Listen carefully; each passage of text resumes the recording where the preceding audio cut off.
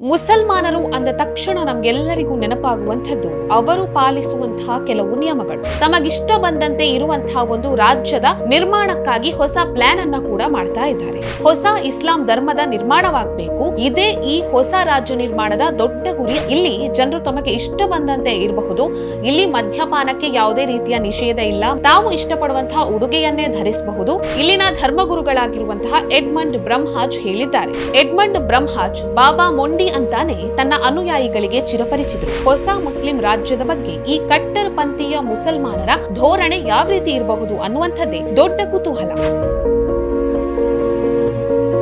ನಮಸ್ಕಾರ. ಮುಸಲ್ಮಾನರು ಅಂದ ತಕ್ಷಣ ನಮ್ಗೆಲ್ಲರಿಗೂ ನೆನಪಾಗುವಂಥದ್ದು ಅವರು ಪಾಲಿಸುವಂತಹ ಕೆಲವು ನಿಯಮಗಳು. ಮುಸಲ್ಮಾನರು ನೃತ್ಯವನ್ನ ಮಾಡಬಾರ್ದು, ಸಂಗೀತವನ್ನ ಕೇಳಬಾರ್ದು, ಎಂದು ಮುಸಲ್ಮಾನ ಹೆಣ್ಣು ಮಕ್ಕಳು ಸದಾ ಮೈಯನ್ನ ಮುಚ್ಚಿಕೊಂಡೇ ಇರಬೇಕು, ಹಾಗಾಗಿ ಹಿಜಾಬ್ ಮತ್ತು ಬುರ್ಕಾವನ್ನ ಧರಿಸಬೇಕು, ಇನ್ನು ಮದ್ಯಪಾನವನ್ನ ಮಾಡಬಾರ್ದು. ಈ ರೀತಿಯಾಗಿ ಅನೇಕ ನಿಯಮಗಳನ್ನ ಅವರು ಪಾಲಿಸ್ತಾರೆ. ಇನ್ನು ಕಟ್ಟರ್ ಪಂಥೀಯ ಮುಸಲ್ಮಾನರಂತೂ ಇದನ್ನೆಲ್ಲ ಎಡೆ ಬಿಡದೆ ಪಾಲಿಸ್ತಾರೆ.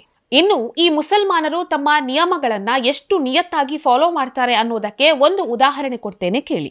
ಈಗಿನ ಶ್ರೀ ವಿಜಯಪುರಂ ಅಂದ್ರೆ ಅಂಡಮಾನ್ ಮತ್ತು ನಿಕೋಬಾರ್ ದ್ವೀಪಗಳಲ್ಲಿ ಪ್ರವಾಸೋದ್ಯಮಕ್ಕೆ ಒತ್ತನ್ನ ಕೊಡಬೇಕು ಅಂತ ಸರ್ಕಾರ ನಿರ್ಧಾರವನ್ನ ಮಾಡಿದಾಗ ಅಲ್ಲಿರುವಂತಹ ಕಟ್ಟರ್ ಪಂಥೀಯ ಮುಸಲ್ಮಾನರು ಇಲ್ಲಿ ಏನಾದ್ರೂ ಪ್ರವಾಸೋದ್ಯಮವನ್ನ ಶುರು ಮಾಡಿದ್ರೆ ಇಲ್ಲಿಗೆ ಅನೇಕ ಪ್ರವಾಸಿಗರು ಬರ್ತಾರೆ, ಅವರು ಸಂಗೀತವನ್ನ ಕೇಳ್ತಾರೆ, ಮದ್ಯಪಾನವನ್ನ ಮಾಡ್ತಾರೆ. ಹಾಗಾಗಿ ಇದೆಲ್ಲ ನಮಗೆ ನಿಷಿದ್ಧವಾಗಿರೋದ್ರಿಂದ ಪ್ರವಾಸಿಗರು ಇಲ್ಲಿಗೆ ಬರಬಾರ್ದು ಅಂತ ದೊಡ್ಡ ಒಂದು ಹೋರಾಟವನ್ನೇ ಮಾಡ್ತಾರೆ. ಇಷ್ಟೆಲ್ಲ ನಿಯಮಗಳಿಗೆ ಬದ್ಧರಾಗಿರುವಂತಹ ಧರ್ಮಗುರುಗಳೇ ಈಗ ಈ ನಿಯಮಗಳೇನು ಇಲ್ಲದ ತಮಗಿಷ್ಟ ಬಂದಂತೆ ಇರುವಂತಹ ಒಂದು ರಾಜ್ಯದ ನಿರ್ಮಾಣಕ್ಕಾಗಿ ಹೊಸ ಪ್ಲಾನ್ ಅನ್ನ ಕೂಡ ಮಾಡ್ತಾ ಇದ್ದಾರೆ.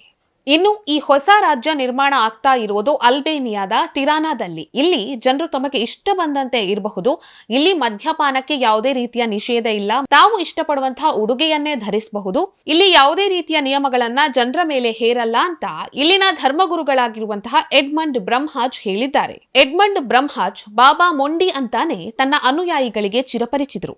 ದೇವರು ಯಾವುದನ್ನ ಕೂಡ ನಿಷೇಧಿಸಲ್ಲ, ಹಾಗಾಗಿ ದೇವರು ಮನುಷ್ಯನಿಗೆ ಮನಸ್ಸನ್ನ ನೀಡಿದ್ದಾರೆ ಅಂತ ಬಾಬಾ ಮೊಂಡಿ ಯಾವಾಗ್ಲೂ ಹೇಳ್ತಾನೆ ಇರ್ತಾರೆ. ಇನ್ನು 27 ಎಕರೆ ಭೂಮಿಯನ್ನ ಈ ಪ್ರತ್ಯೇಕ ರಾಜ್ಯ ನಿರ್ಮಾಣಕ್ಕೆ ಅಲ್ಬೇನಿಯಾದಲ್ಲಿ ಕಾಯ್ದಿರಿಸಲಾಗಿದೆ. ಈ ಹೊಸ ರಾಜ್ಯ ತನ್ನದೇ ಆದಂತಹ ಆಡಳಿತವನ್ನ ಕೂಡ ಹೊಂದುತ್ತೆ. ಇಟಲಿಯಲ್ಲಿ ಯಾವ ರೀತಿಯಾಗಿ ವ್ಯಾಟಿಕನ್ ಸಿಟಿ ಇದೆಯೋ ಅದೇ ರೀತಿಯಾಗಿ ಅಲ್ಬೇನಿಯಾದ ಟಿರಾನಾದಲ್ಲಿ ಈಗ ಹೊಸ ರಾಜ್ಯವನ್ನ ನಿರ್ಮಾಣ ಮಾಡಲಾಗ್ತಾ ಇದೆ. ಇನ್ನು ಅಲ್ಬೇನಿಯಾದ ಪ್ರಧಾನಿ ಇಡಿ ರಾಮಾ ಕೂಡ ಬಾಬಾ ಮೊಂಡಿಯ ನಿರ್ಧಾರಕ್ಕೆ ಅಸ್ತು ಅಂದಿದ್ದಾರೆ. ಇನ್ನು ಈ ಹೊಸ ರಾಜ್ಯದಲ್ಲಿ ಎಲ್ಲಾ ನಿರ್ಧಾರಗಳನ್ನ ಕೂಡ ಪ್ರೀತಿ ಮತ್ತು ದಯೆಯಿಂದ ಕೈಗೊಳ್ಳಲಾಗುತ್ತೆ ಅಂತ ಬಾಬಾ ಮೊಂಡಿ ಹೇಳಿದ್ದಾರೆ. ಇನ್ನು ಸಂದರ್ಶನವೊಂದರಲ್ಲಿ ಮಾತನಾಡಿದ ಅಲ್ಲಿನ ಪ್ರಧಾನಿ ಇಡಿ ರಾಮ, ಅಲ್ಬೇನಿಯಾ ಖುಷಿ ಪಡುವಂತಹ ಸಹನೆ ಸಹಿಷ್ಣುತೆಯನ್ನ ಹೊಂದಿರುವಂತಹ ಹೊಸ ಇಸ್ಲಾಂ ಧರ್ಮದ ನಿರ್ಮಾಣವಾಗಬೇಕು, ಇದೇ ಈ ಹೊಸ ರಾಜ್ಯ ನಿರ್ಮಾಣದ ದೊಡ್ಡ ಗುರಿ ಅಂತ ಹೇಳಿದ್ದಾರೆ. ಇನ್ನು ಈ ಬಾಬಾ ಮೊಂಡಿ ಹಿಂಸೆ ಮಾಡುವಂತಹ ಬಾಂಬ್ಗಳನ್ನ ಹಾಕುವಂತಹ ಮುಸ್ಲಿಂ ಉಗ್ರಗಾಮಿಗಳನ್ನ ಕೌಬಾಯ್ಸ್ ಅಂತ ಹೇಳಿದ್ದಾರೆ. ಬಾಬಾ ಮೊಂಡಿ ಈ ಭಯೋತ್ಪಾದನೆಯನ್ನ ತೀವ್ರವಾಗಿ ವಿರೋಧಿಸ್ತಾರೆ. ಇನ್ನು ಈ ಮುಸ್ಲಿಂ ಉಗ್ರಗಾಮಿಗಳು 12 ಫ್ರೆಂಚರನ್ನ ಕೊಂದಾಗ ಬಾಬಾ ಮೊಂಡಿ ಇದರ ವಿರುದ್ಧವಾಗಿ ತೀವ್ರವಾದ ಹೋರಾಟವನ್ನ ಕೂಡ ಮಾಡಿದ್ರು. ಇನ್ನು ಈ ಹೊಸ ರಾಜ್ಯಕ್ಕೆ ಸಣ್ಣ ಬೇಹುಗಾರಿಕಾ ತಂಡ ಕೂಡ ಬೇಕು, ಯಾಕಂದ್ರೆ ನಮ್ಮ ಈ ರಾಜ್ಯಕ್ಕೆ ಶತ್ರುಗಳು ಕೂಡ ಇದ್ದಾರೆ ಅಂತ ಬಾಬಾ ಮೊಂಡಿ ಹೇಳಿದ್ದಾರೆ. ನಮ್ಮ ಹೊಸ ರಾಜ್ಯದಲ್ಲಿ ಎಲ್ಲಾ ರೀತಿಯ ಉಗ್ರವಾದಗಳನ್ನ ನಾವು ವಿರೋಧಿಸ್ತೇವೆ ಅಂತ ಹೇಳಿದಾಗ ಎಲ್ರೂ ಕೂಡ ನನಗೆ ಹುಚ್ಚು ಹಿಡಿದಿದೆ ಅಂತ ಹೇಳಿದ್ರು. ಆದ್ರೆ ನನ್ನ ಪ್ರಕಾರ ಒಳ್ಳೆಯದಕ್ಕಾಗಿ ಹೋರಾಡೋದೇ ನಿಜವಾದ ಹುಚ್ಚು ಅಂತ ಬಾಬಾ ಮೊಂಡಿ ಹೇಳಿದ್ದಾರೆ. ಅಲ್ಬೇನಿಯಾದಲ್ಲಿ ನಿರ್ಮಾಣ ಆಗ್ತಾ ಇರುವಂತಹ ಹೊಸ ಮುಸ್ಲಿಂ ರಾಜ್ಯ ತನ್ನ ಸಹಿಷ್ಣುತೆಯನ್ನ ಕಾಯ್ದುಕೊಳ್ಳೋದಕ್ಕಾಗಿ ಅಲ್ಲಿ ಲೀಗಲ್ ಎಕ್ಸ್ಪರ್ಟ್ಸ್ ಗಳನ್ನ, ಇಂಟರ್ನ್ಯಾಷನಲ್ ಲಾಯರ್ಸ್ ಗಳನ್ನ ಕೂಡ ಒಳಗೊಂಡಿದೆ. ಇಸ್ಲಾಂನಲ್ಲಿ ಮೂರ್ತಿ ಪೂಜೆ ಅನ್ನುವಂಥದ್ದು ನಿಷೇಧ, ಹಾಗಾಗಿ ಮುಸ್ಲಿಮರು ಮೆಕ್ಕಾದಲ್ಲಿದ್ದಂತಹ ಕಟ್ಟಡಗಳನ್ನೆಲ್ಲ ಕೂಡ ಕೆಡವಿದ್ರು. ಇನ್ನು ಇಸ್ಲಾಂನಲ್ಲಿರುವಂತಹ ಸುನ್ನಿ ಮತ್ತು ಶಿಯಾ ಪಂಗಡಗಳ ನಡುವೆ ಆಗಾಗ ಅಧಿಕಾರಕ್ಕಾಗಿ ಸಾವು ನೋವುಗಳು, ಹೊಡೆದಾಟ, ಬಡಿದಾಟಗಳು ಅನ್ನುವಂಥದ್ದು ನಡೀತಾನೆ ಇರುತ್ತೆ.